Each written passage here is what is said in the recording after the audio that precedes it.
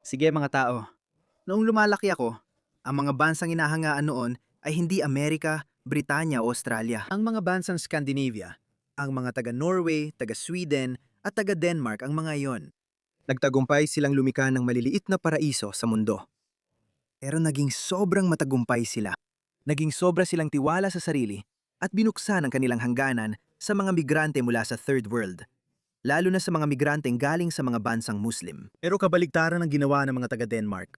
Sabi ng mga Dane, hindi. Binibigyan pa ng pera para paalisin.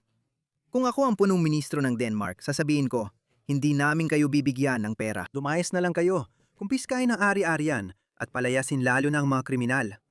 Simulan mo, kusa na silang magsisyales. Tingnan mo ang kapal ng mukha ng mga ito. Pinag-uusapan na ito ng mga Muslim sa Britanya. Dahil namumuno ng reform at iba pa mga partidong kanan, baka kailangan na naming umalis. Tingnan mo si Roshan Amsale, isang Islamista. Sabi niya, 500,000 daw ang kailangan niya para umalis at mag-crowdfunder siya. Sabi ko bro, baka hindi mo na mabenta ang ari-arian mo dahil sa mga nangyayari. Magbenta at umalis ka na habang pwede pa.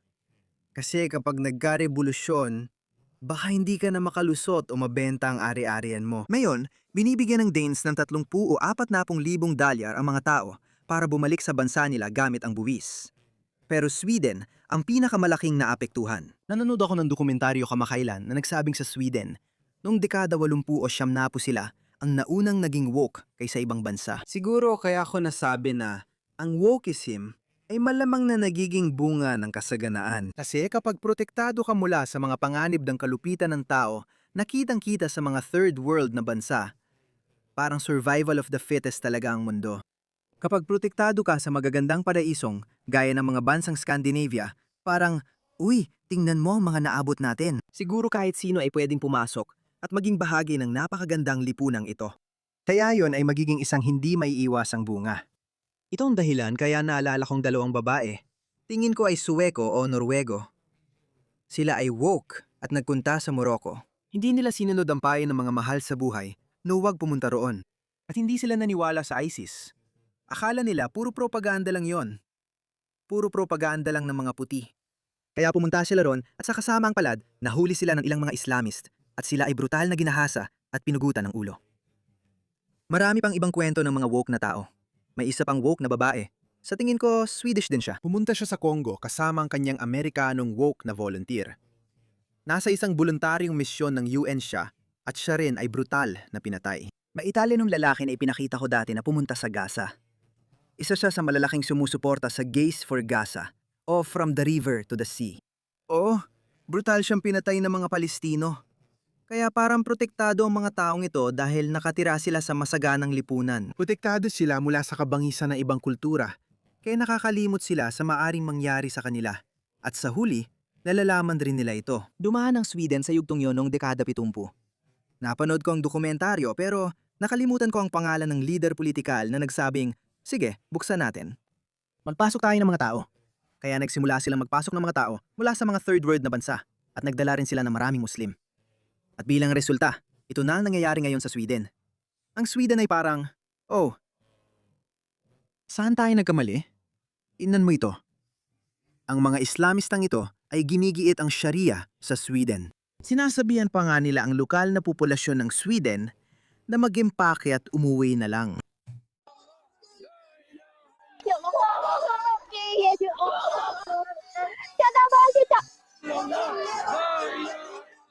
Kalokohan ito.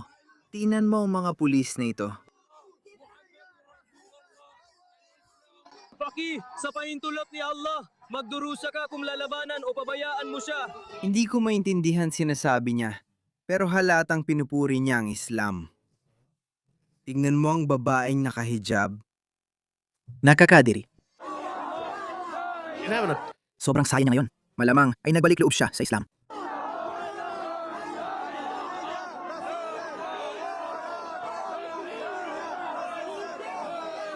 Oh my goodness.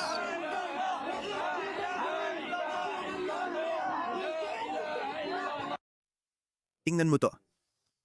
Tingnan mo tong tanga na to. Si Allah ang pinakadakila. Allahu Akbar! Allahu Akbar! Bakit sila sobrang agresibo? Bakit ka sobrang agresibo? Hindi. Walang pasasalamat. Paalala ko lang sa'yo. Ang Sweden ang bansa kung saan si Salvan Momika, ang kilalang tagasunog ng Quran, ay pinatay. Hindi siya binigyan ng seguridad ng gobyerno ng Sweden. Tingnan mo ito. Mayroon pang iba. Bago ito. Nagpuprotesta sila laban sa pagtaas ng Islamophobia sa Sweden.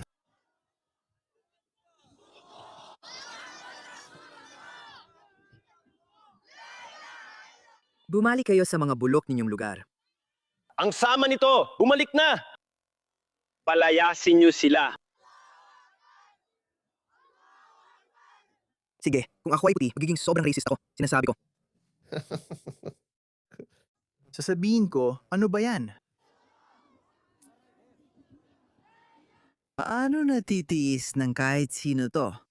Lalo na yung mga taong naalala kung gaano kaganda dati. Paano mo natitiis yon? Pero may mga masayang kuha rin ako. Tingnan mo ito. Lumalaban din ang mga asong Suweko. Tingnan mo ito. Mabait na aso, mabait na aso. Alisin mo ang busal niyan.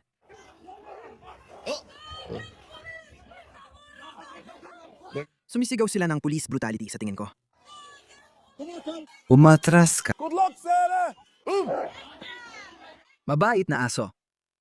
Tanggalin mo ang busal niya. May dala akong pagkain. Tingnan mo to. Stockholm, Sweden, ika-29 ng Mayo. Sa tingin ko, mula ito sa ika-29 ng Mayo, 2025.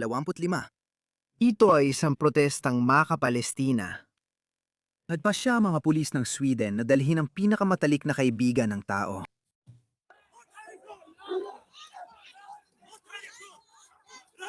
Oo, tama. Napanood namin ang clip na yon.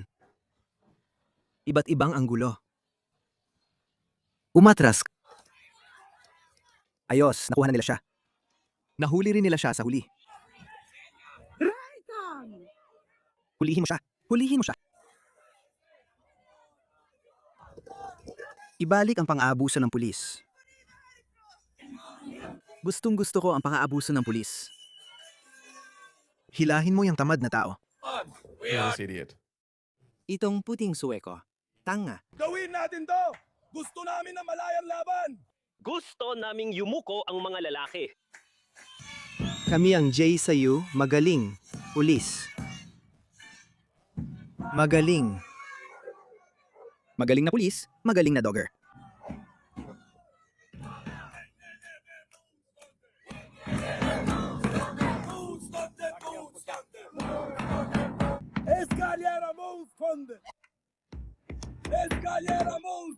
Hulihin mo siya. Oh. Dalhin ang malalakas na armas. Kaya, tulad ng sabi ko, nararanasan na ito ng Sweden at may mga politiko na hayagang pinag-uusapan ito ngayon. Hindi natakot matawag na racist o bigot. Wala na akong pakialam. May tawag ka mang bigot o racist o maglaho na lang. Kaya para sa akin, wala nang saysayang mga label na yan. Wala nang may pakialam. Pag-usapan natin kung paano ginagahasa at inaabuso ng mga migrante ang daang matatandang Suweko sa kanilang sariling bahay. Ngayong araw, may migranteng nahatulan sa panggagahasa ng 100 taong gulang at dahil sa batas na sinusuportahan mo, pinapayagan pa rin siyang manatili sa bansa ko. Pareho ang problema kahit saan. Hindi mo sila mapaalis agad. Malaking balita ito ngayon sa Australia. Itong Iranian na lalaki, ilang taon bago napaalis kahit may visa pa siya. Hindi pa siya permanenteng residente. Ilang taon bago siya napaalis. Kung permanenteng residente o mamamayan ka, kalimutan mo na. Kailangan natin ng bagong mga batas na may sentido komon. Talakayin natin kung paano sexual na hinaharas at inaabuso ng mga migranteng lalaki ang ating mga anak na babae sa mall, bus o pag-uwi mula paaralan. Pag-usapan natin ang Generation Prey, mga kabataang Suweko na pinapahiya at dinanakawan ng mga mandaragit na kayo ang nagdala rito. Ayaw ninyong pag-usapan ito, naririnig ko yan. Gusto niyo lang ipakita ang kabutihan sa anti-diskriminasyon. Umuwi na kayo, sapat na ang pinsalang nagawa nyo. Kami namang nasa kanan ang mag-aayos ngayon. Oo, ginawa nyo na ang trabaho nyo, at sinira ang maliliit na paraiso dito.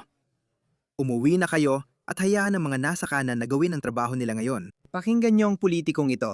May espesyal akong video tungkol sa kanya. Tingnan natin kung ano masasabi ng Deputy Prime Minister ng Sweden, si Abba Busch, tungkol sa Islam. Sa palagay ko, dapat tayong magsalita ng direkta, hindi lang sa debateng Suweko, kundi sa buong Europa, dahil naging duwag ang mga tao na punahin ang maling gawain sa Islam. Iyan ang dahilan kung bakit may mga Muslim na Suweko na nagtatanong, ano ang ginagawa ninyo sa Sweden? Sisirain niyo ang Sweden. Nararanasan namin na yon ang pang-aapi mula sa Islam na tinakasan namin sa aming dating bansa. Napipilitan na ngayong harapin ito ng aming mga anak na babae dito. Kinokontrol, inapi. Mula sa isang totalitaryong anyo ng Islam na hindi nararapat sa Sweden. Dito, kailangan nating magkaisa at makipagtulungan sa mga Swedish Muslim na ayaw makita ito. Gusto ko siya kasi binabanggit niya ang Islam at mga Swedish Muslim. Maganda, diretso lang. Mga pare, bido na tayo. Kailangan mong tawagin ang bagay sa tunay nitong pangalan. Hindi ito ang panahon para pagandahin ang mga bagay. May mga Muslim sa Sweden na tutol sa totalitaryong Islam, ngunit nabibigo natin sila dahil hindi tayo nangangahas na kilalanin na may mas malaking problema tayo sa ganitong anyo ng ekstremismo sa loob ng Islam. Kailangan na nating simulan itong pigilan o mawawala ang Europa at Sweden. Kaya talaga namang walang makakapagbigay ng matinong argumento para sa paglipat ng mga Muslim. Umaasa sila sa benepisyo ng gobyerno, kaya sila ay pabigat sa kaban ng bayan. Sobrang taas ng krimen, lahat ng klase nararanasan. Pagnanakaw, pananaksak, sexual na karahasan, at pinakamasama sa lahat, terorismo rin. Wala talaga. Literal na wala. Wala silang naiambag, pasensya na. Natutuwa ako sa sinabi ng punong ministro ng Sweden. Ngunit ipinapakita rin ito kung gaano kawalang kaya ang ating mga demokratikong institusyon sa kanluran sa problemang ito. Nasa gobyerno na siya pero wala siyang ginagawa kundi magsalita. Bakit hindi na lang gumawa ng batas? Kung gumawa ka ng krimen, kahit anong krimen na nangangailangan ng pagkakakulong, ayun na yon. Alam ko may ilang nagsabi na, mga woke na hukom. Ewan ko kung anong bansa sa Europa yon. At sinabi nila na kung makakatanggap ka ng sentensya ng pagkakakulong ng 2 taon o higit pa, ikaw ay ipapadeport. At pagkatapos sinasabi nila, itong mga hukom na ito ay nagsimula magbigay ng sentensya ng pagkakakulong na mas mababa sa 2 taon. Itong mga woke na hukom. Sa Amerika, pinupursige na nila ang impeachment ng mga woke na hukom. Kailangan yung i-impeach ang mga ito. Naalala mo yung lalaking pumatay kay Irina Zarutska, yung Ukrainian? Nakalabas na siya ng 20 beses. Hindi ko alam ilang beses siyang naaresto noon. Nakakatawa na lang, parang biro na lahat. Hindi lang mga politikong Swedish at Muslim ang nagpoprotesta. May mga nagpoprotesta rin laban sa mga Muslim. Tingnan mo ito.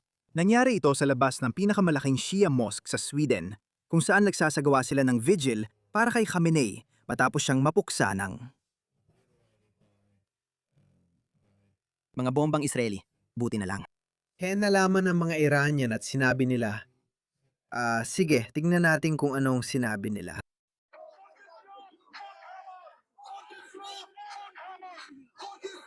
Talo na ako! Hindi ako nakatalon! Talo na ako! Hindi ako nakatalon!